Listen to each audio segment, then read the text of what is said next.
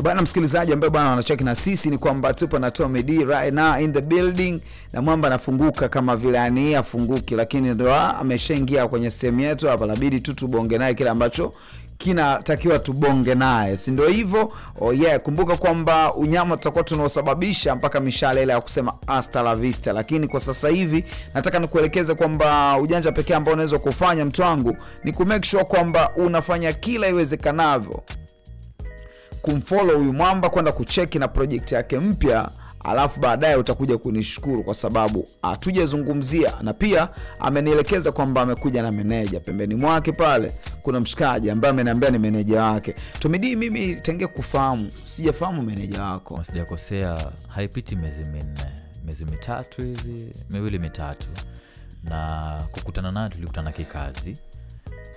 Alinipigia simu kwa sababu anafahamu muziki wangu, na alivyonieleza ni kwamba ni mtu ambaye amekuwa akifuatilia muziki wangu.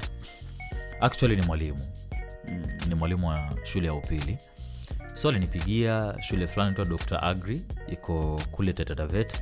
Tunakuwa undirected tu, yani mtu anakuunderestimate tu, anaona unafika sehemu ya tukio hakuna wa kukupokea, umefika ujitafutie sehemu ya kuketi, tena bado uanze kulazimisha tena uperform, na mtu amekupigia simu mwenyewe. Lakini alinipigia simu akanisikiliza ile bei ambayo nilomwambia, tukazungumza, tukaelewana, karidhia.